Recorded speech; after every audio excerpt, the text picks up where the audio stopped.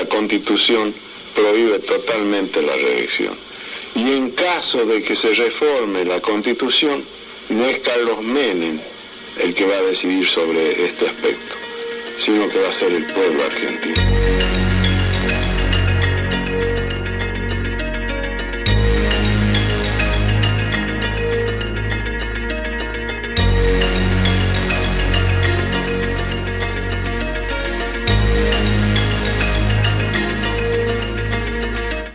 Fue la más legítima y la más democrática de la historia argentina.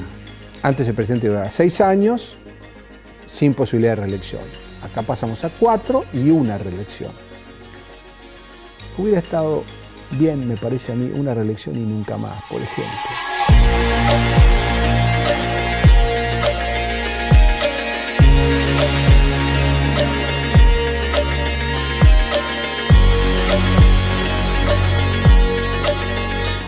Reforma se llega sí o sí a través de un pacto entre los dos actores principales de aquel momento, de los partidos políticos, el doctor Raúl Alfonsín y el doctor Menem.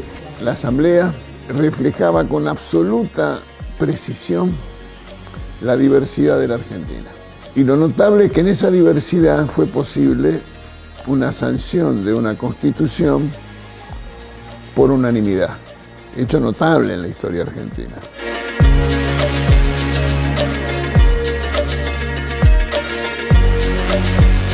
De ninguna manera quedó limitado el pacto de Olivos, a mí me gusta llamarle pacto, es una palabra que viene de paz, a 2 partidos. Por el contrario, hubiera sido mucho mejor, desde luego, encontrar aquiescencia también en otros sectores que no la dieron y que tienen todo el derecho a comportarse como quieran. Como había desconfianza entre las dos fuerzas, la forma de cerrar el pacto y que ese pacto no se violara era a través de esa cláusula cerrojo que decía que o se votaba todo o no se votaba nada.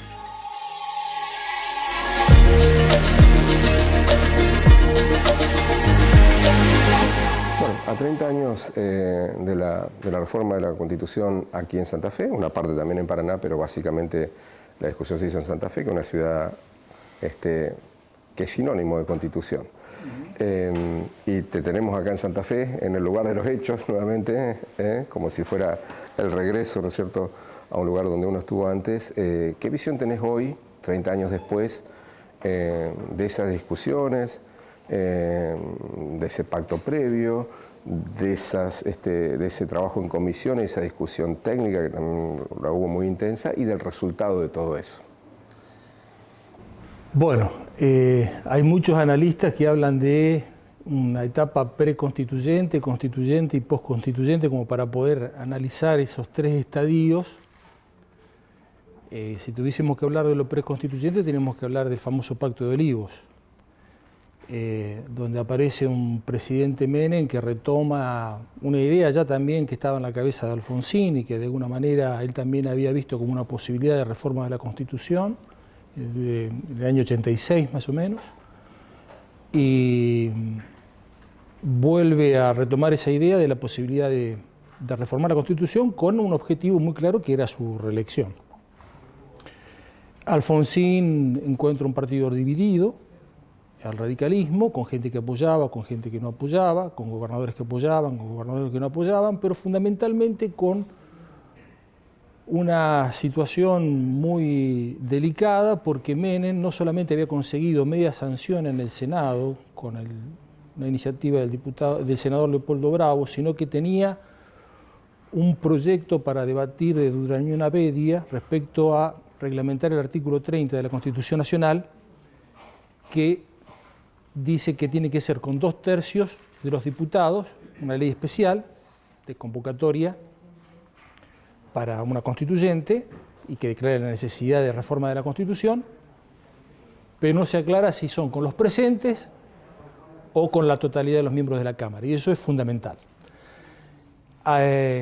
Ese tema no estaba todavía claro, estaba en proyecto, y Menem amenaza, y de hecho firma un decreto llamando a una convocatoria popular para saber cuál era la opinión de la población respecto a una reforma constitucional.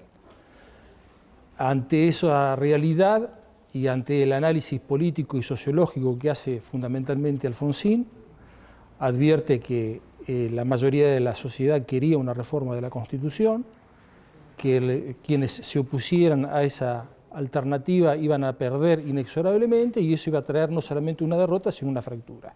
Yo no soy radical, soy demócrata progresista, integré un bloque junto con Alberto Natal y Carlos Caballero Martín y nos opusimos a ese Pacto de Olivos. También veíamos en ello, en ese famoso Pacto de Olivos, una ganancia de centralidad por parte del radicalismo. Ese radicalismo vuelve a ponerse en el centro de la escena, instala nuevamente el bipartidismo, es el peronismo y el radicalismo el que gobierna, por donde pasa el poder, por donde pasan las decisiones, por donde pasa la centralidad, y bueno, afuera quedamos todos los que nos oponíamos. No caprichosamente, no por cuestiones egoístas, no por estar en contra del peronismo o del radicalismo, sino porque realmente veíamos que, en principio, la centralidad, el objetivo, lo primordial de esa reforma era la reelección de Menem. Alfonsín, ¿qué es lo que le agrega con el Pacto de Olivos? Le agrega tratar de atenuar el presidencialismo, le agrega el tercer senador, le agrega el Consejo de la Magistratura, le agrega la elección directa del presidente, ya no por colegios electorales, le agrega el balotaje, le agrega la posibilidad de que la ciudad de Buenos Aires adquiera un cierto rango de autonomía, por lo menos que elija su propio jefe de gobierno, hasta ese momento lo elegía el presidente de la República, y de esa manera justifica ese Pacto de Olivos y también lo justifica internamente y hacia la sociedad. Nosotros veíamos que esa atenuación del presidencialismo no era tal, que en realidad estábamos consagrando constitucionalmente vicios que se venían denunciando desde hace mucho tiempo, que eran los decretos, el abuso de los decretos de necesidad y urgencia, la delegación legislativa al Poder Ejecutivo de facultades que son estrictamente del Congreso, la aprobación parcial de leyes vetadas, y entonces veíamos que estábamos viendo otra película, no veíamos lo que en realidad nos estaban queriendo decir que era el Pacto de Olivos y los beneficios y las bondades de la Constitución. Fuera de eso había muchas cosas interesantes. Estaba el Colegio de Magistratura, los derechos de tercera y cuarta generación, estaba el tema de la autonomía municipal, que es un principio muy caro. Más de 300 congresales que también representan diversidad. A la democracia progresista, 305 éramos, porque se elegían la misma cantidad de diputados nacionales, que eran 257, y la misma cantidad de senadores nacionales, que en aquella época eran 48. Después, ahora son 72. Éramos 305. Con una particularidad. Nunca sesionaron más de 304 convencionales porque hubo una convencional que no juró, que es la esposa de Palito Ortega, Evangelina Salazar. Ella no juró. Y después hubo otra particularidad que se da con lo que encerraba la ley de reforma, que se consigue sancionar, necesidad de reforma y reforma, que se consigue sancionar, que era la famosa cláusula cerrojo o el núcleo de coincidencias básicas. Eso fue otro tema que era muy violento para quienes pensábamos en que el poder originario de la Convención Constituyente y de los constitucionalistas, defendido por Lisandro de la Torre en 1921, cuando Lisandro de la Torre habla de defender la Constitución, que fue por intervención y después fue derogada por Mosca en el año 21, él tiene debates polémicos muy interesantes y que son motivo de análisis y de estudio en derecho constitucional respecto a los poderes originarios de la Convención Constituyente. Entonces, atenernos a un núcleo de coincidencias básicas, en donde si se votaba el núcleo, se votaba en su totalidad, paquete cerrado, pero si se votaba en forma parcializada o con alguna modificación se tenía por no aprobado y se caía la reforma de la Constitución, era una cuestión muy violenta y lo que llevó a que Monseñor de Nevares y Edith Galarza, que eran dos convencionales que venían del Frepaso de la provincia de Neuquén, Monseñor de Nevares es un obispo de la provincia de Neuquén, un hombre de una integridad indiscutible. Cuando se aprueba el reglamento que ratifica el núcleo de coincidencias básicas, la validez del núcleo de coincidencias básicas, el reglamento de la Constitución, renuncia a la Convención Nacional Constituyente junto con Edith Galarza, razón por la cual la terminan jurando la Constitución 302 convencionales.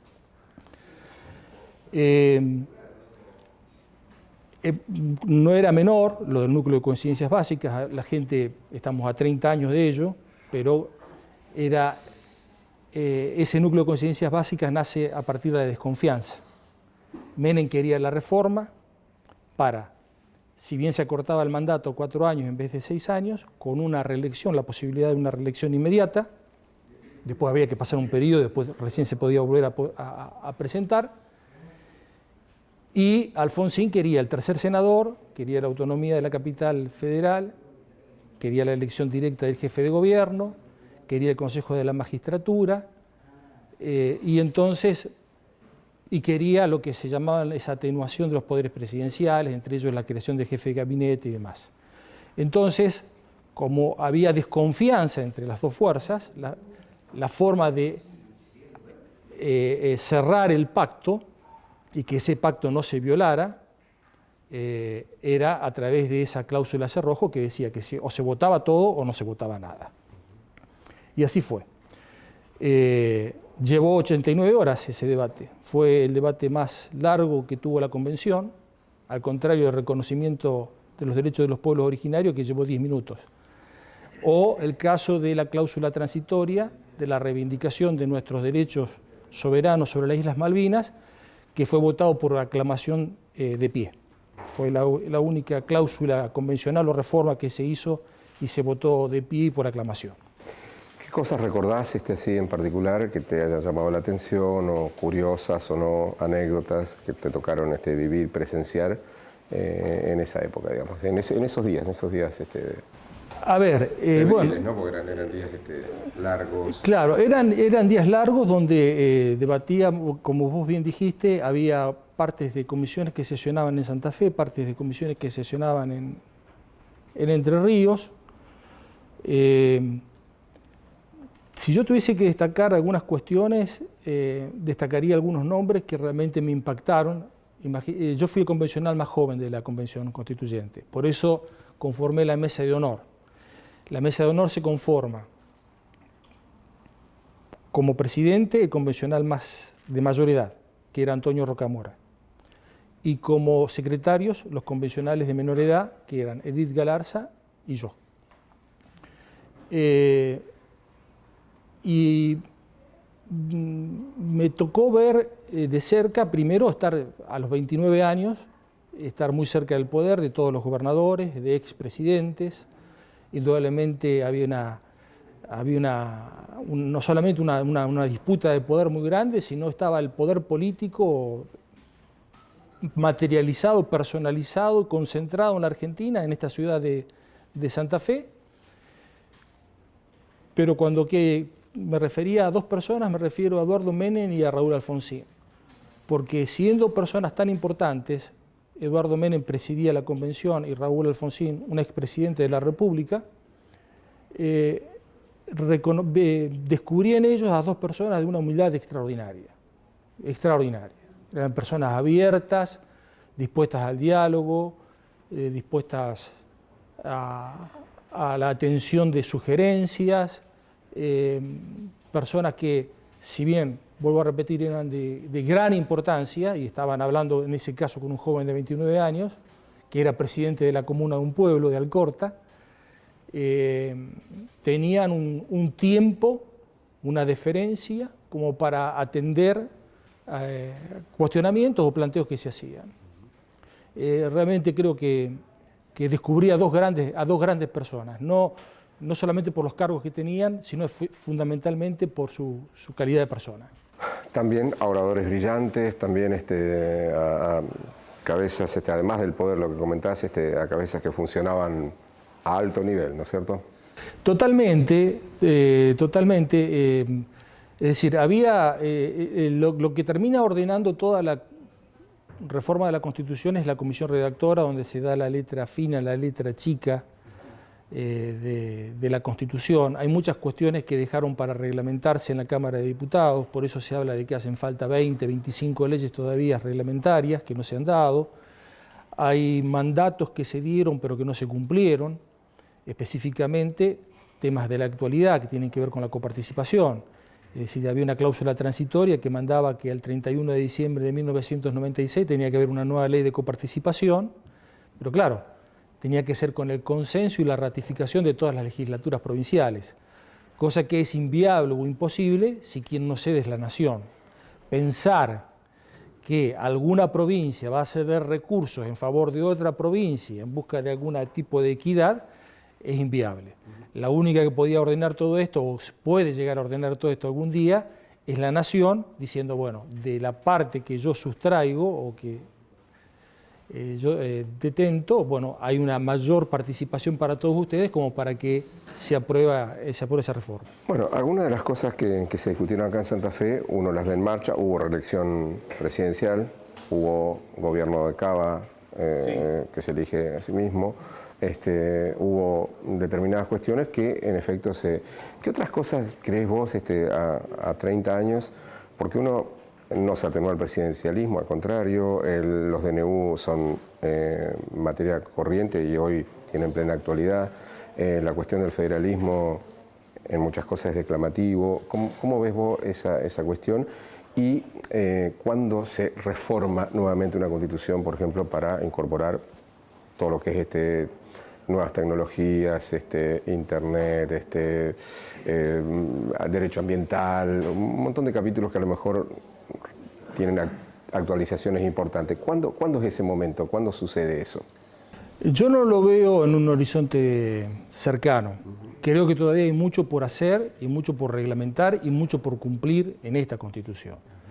Indudablemente que lo que se pensaba como beneficios, que era la atenuación del presidencialismo, no se dio, fue denunciado por nosotros, no en forma exclusiva, pero el Partido Demócrata Progresista fue muy claro en ese sentido.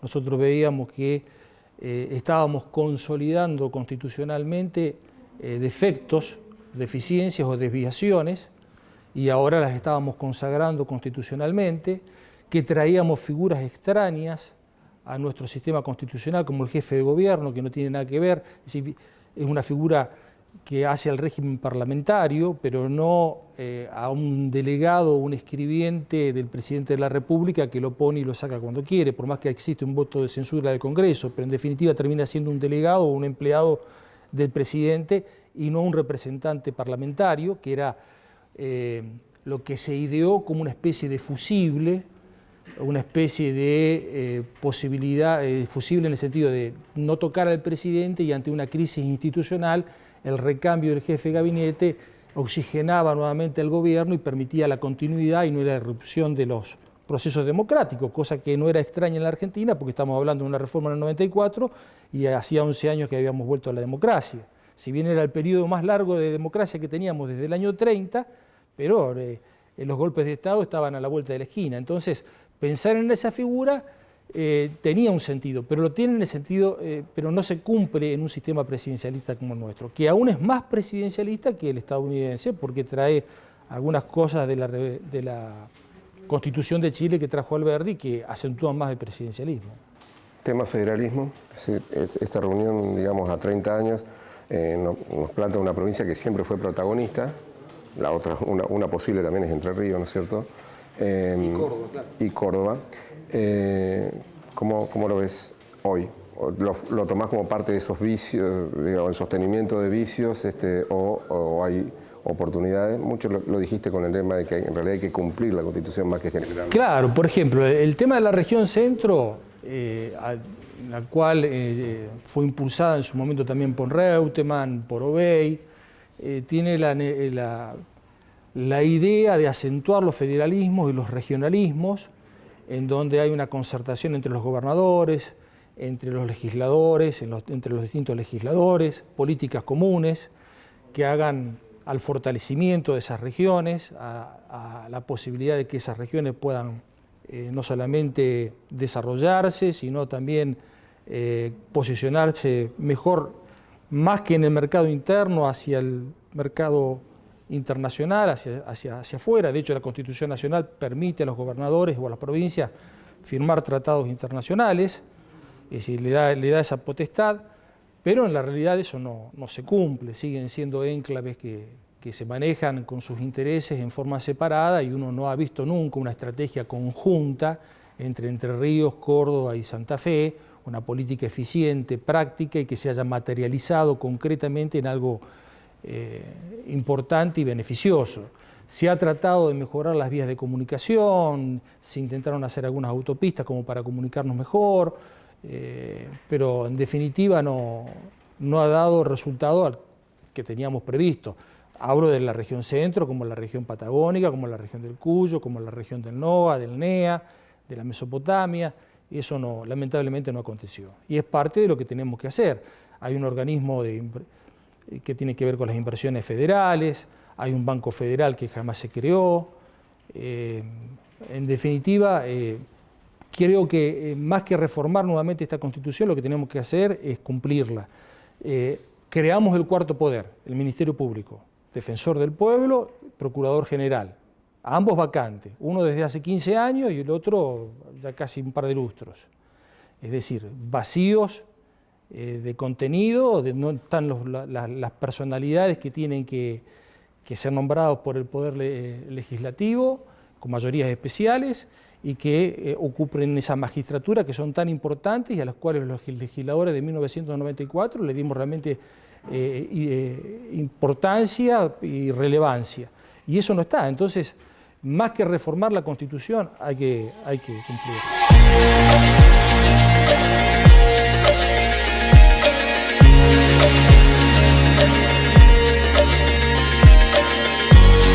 La Santa Fe de aquellos años radicaba en la esperanza de un futuro mejor y más inclusivo, donde cada ciudadano pudiera ver garantizados sus derechos y donde la justicia y la equidad fueran los pilares del nuevo orden constitucional.